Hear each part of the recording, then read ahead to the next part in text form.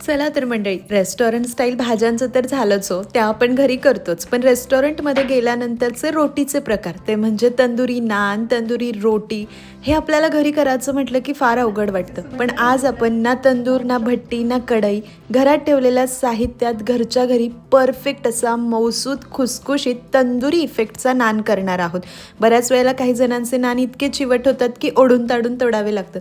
Perfect मऊ खुसखुशीत तंदूरसारखाच हा नान होईल. परफेक्ट रेसिपी आहे. तर सर्वात आधी पीठ भिजवण्यासाठी अशी मोठी परात घ्यायची. त्यामध्ये इथे मी 3 कप मैदा घेतलेला आहे. आता मैदा तुम्हाला नको असेल तर काय करायचं पुढे सांगते. यामध्ये अर्धा टीस्पून बेकिंग सोडा घालायचा आणि 1 टीस्पून बेकिंग पावडर. बेकिंग सोडा म्हणजे भजी करताना घालतो तो, आणि बेकिंग पावडर केक वगैरे करताना आपण वापरतो ना, ती मिळते. दोन्हीही घालायचं. यामध्ये 1.5 टीस्पून साखर घालायची आहे. त्याचसोबत चवीनुसार मीठ घालायचं. इथे मी 1.5 टीस्पूनच मीठ घातलंय. तुम्ही तुमच्या आवडीनुसार कमी जास्त करू शकतात. आता हे सगळे ड्राय इन्ग्रेडियंट्स व्यवस्थित मिक्स करून घ्यायचे.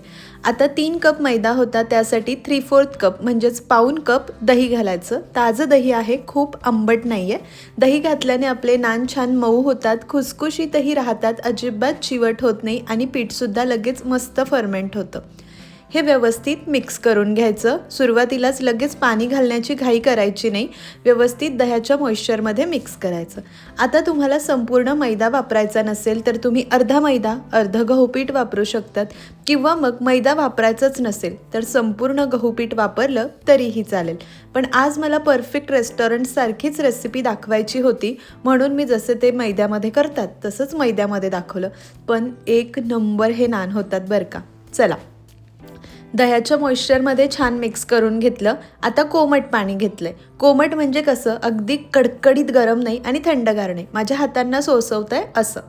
आता थोडं थोडं पाणी घालायचं आणि थोडंसं मऊ पीठ भिजवायचं. आपल्या नेहमीच्या चपातीची कणिक असते ना, त्यापेक्षा थोडं मऊ ठेवायचं. खूप सैलही करू नका. कोमट पाणी घातलं की कसं, हे पीठ आपल्याला 2-3 तास मुरवत ठेवण्याची गरज पडत नाही. लगेच झटपट छान असं पीठ तयार होतं. कोमटच पाणी घालून हे छान मळून घेते. थोडं थोडं पाणी घालायचं, पाणी घालण्याची घाई करायची नाही. इथे आपण अर्धा टीस्पून बेकिंग पावडर आणि 1 टीस्पून बेकिंग सोडा वापरला आहे. दोन्हीही घालायचं म्हणजे नानला परफेक्ट टेक्स्चर येतं. एकतर नान छान फ्लफी होतो, खुसखुशीत होतो, त्याचसोबत मऊसुद्धा राहतो, अजिबात चिवट होत नाही दिवसभर ठेवला तरीही. तर हे छान असं मळून मळून घ्यायचं आणि गोळा होऊ लागला की 1 ते 2 मिनटं याला चांगलं असं मळून घ्यायचं.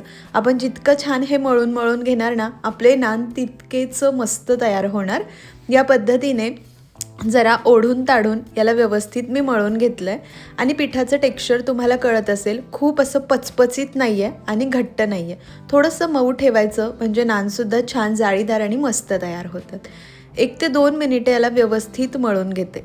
चला, गोळा झाल्यानंतर 2-3 मिनटं मळलं. आता अर्धा चमचाभर तेल घालायचं आणि तेलामध्ये फक्त एकसारखं याला करून घेऊया. एकसारखं तेलामध्येही मिनिटभर छान मळून घेतलं. गुळगुळीत गोळा तयार झाला. आता यावर झाकण ठेवून फक्त 30 मिनटं याला मुरण्यासाठी बाजूला ठेवायचं. तोपर्यंत भाजी करा की मस्त एखादी. चला, मस्त अर्धा तास हे पीठ मुरलेलं आहे. छान आतून जाळीदार झालेलं आहे.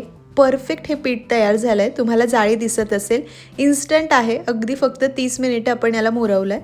फक्त एकदा एकसारखं करून घेऊया, म्हणजे ते साखर वगैरे आपण सगळं घातलं होतं ना, छान एकसंध एकजीव होतं. आता गोळा घ्यायचा. नेहमीच्या चपातीपेक्षा नान थोडासा जाडसर ठेवायचा असतो. आता आपण लोखंडी तवा वापरणार आहोत. तुमच्याकडे कसा लहान मोठा तवा आहे त्यानुसार तुम्ही गोळा घ्या. बाकीचं पीठ झाकून ठेवायचं म्हणजे त्यावर कोरडी पापडी येत नाही.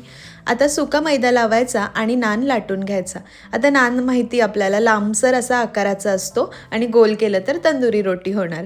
तर या पद्धतीने आपण शक्य होईल तसा लांबसर आकार द्यायचा. अंडाकृती आकारामध्ये लाटून घेण्याचा प्रयत्न करूया. नाहीच झालं तर गोल करा, काही फरक पडत नाही चवीतही, आणि खायचाच आहे. चला, याला लांबसर असं लाटलं की थोडंसं मी कलोंजी लावते. नसेल तर स्किप करू शकतात, पण परफेक्ट नान असाच.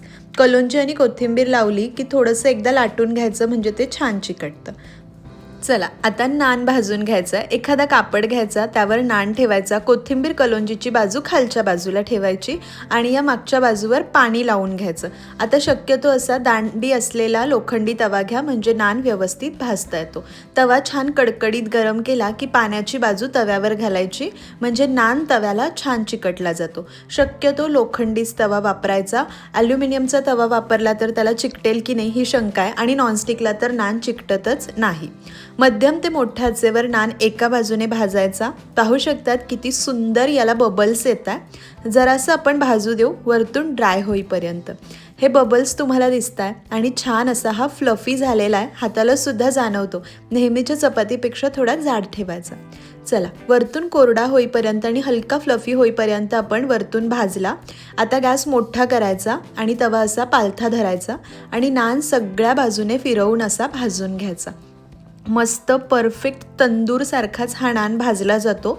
खालच्या बाजूनेही तुम्हाला दाखवेल परफेक्ट तंदुरी इफेक्ट त्याला असतो आणि थोडासा कसा मऊ खुसखुशीत सोबत क्रंचही हवा ना, तर तो क्रंचसुद्धा मिळतो. आणि तुमच्याकडे असा दांडी असलेला लोखंडी तवा नसेल तर कसं भाजायचं ते पुढे मी तुम्हाला दाखवतेच. पण नान भाजताना घाई करू नका. मोठ्या आचेवर सगळ्या बाजूने फिरवून भाजा. एक नान भाजायला साधारण मिनिटभरच लागतो, त्यापेक्षाही कमी लागू शकतो. या पद्धतीने भाजून घ्यायचा एकसारखा आणि जास्त वेळ लागत नाही. कधी कधी आपल्याला उगाच वाटतं हा पदार्थ अवघड असेल, कसा होईल. खूप सोपा होतो. आता छान भाजून झालं की थोडंसं बटर लावायचं, नको असल्यास तूप लावा. मस्त खुसखुशीत तंदुरी नान आपला तयार झाला आहे.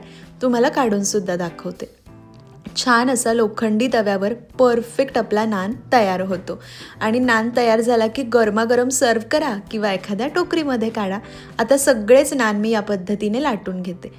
आता तुम्हाला दाखवायचं आहे म्हणून मी एक एक नान लाटते, नाहीतर एक नान आपण तव्यावर घातला ना की तो थोडासा भाजेपर्यंत आपला पुढचा लाटूनसुद्धा होतो बरं का, काही वेळ लागत नाही. आणि उलटून पलटून दोन्ही बाजूंनी लाटायचा, खूप पातळ नाही आणि खूप जाड नाही. आणि जरा श्रिंक होत असेल तर हाताने जरासं ओढून त्याला लांबसर आकार देऊ शकतात. कलोंजी कोथिंबीर लावली की एकदा लाटणं फिरवायचं आणि कापडावर नान घालायचा. दुसऱ्या बाजूने व्यवस्थित पाणी लावायचं, म्हणजे तो व्यवस्थित तव्यावर चिकटला जातो. तवा छान गरम असावा बरं का, तवा गार नको. आणि वरच्या बाजूने असे बबल्स आले, भाजला गेला की परत उलटून घ्यायचा आणि दुसऱ्या बाजूनेही भाजून घ्यायचा. फक्त तव्याचा हात जरा रोटेट करायचा, म्हणजे सगळीकडून तो छान भाजला जातो. आला चटोरा विहान, याला असे पदार्थ फार आवडतात बरं का. नान, तंदुरी रोटी वगैरे मी घरीच करते. कधी संपूर्ण मैद्याचे करते, कधी अर्ध अर्ध घेऊन किंवा कधी गव्हाचे सुद्धा करते. आणि टेक्स्चर पहा, आधी दाखवायचं विसरले ना, परफेक्ट तंदूरसारखं टेक्स्चर आलं आहे. खुसखुशीत, मऊसूत आणि क्रिस्पीसुद्धा. तुम्ही माझ्या पद्धतीने एकदा नान केले ना, बाहेरचे नान खाणं विसरून जाल. कधी कधी बाहेरचे सुद्धा इतके चिवट असतात, ओढून ताणून तोडावे लागतात.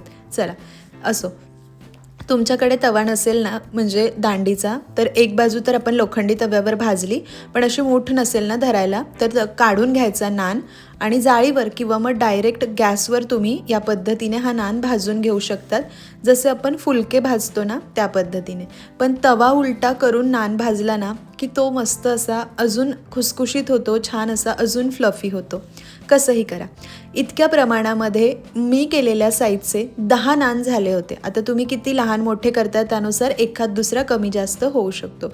मला शक्य होईल तितक्या माझ्या अनुभवातून मला सांगता येईल तितक्या सगळ्या परफेक्ट टिप्स सांगून परफेक्ट अशी नानची रेसिपी मी तुम्हाला दाखवली आहे. तर मंडळी, आजची ही परफेक्ट तंदुरी नानची रेसिपी तुम्हाला कशी वाटली मला कमेंट करून जरूर कळवा. आजची रेसिपी तुम्हाला आवडली असेल तर कृपया एक लाईक करा. तुम्ही हे ट्राय करणार आहात का तेही कमेंट करून सांगा. चॅनलवर नवीन असाल तर सबस्क्राईब करायला विसरू नका.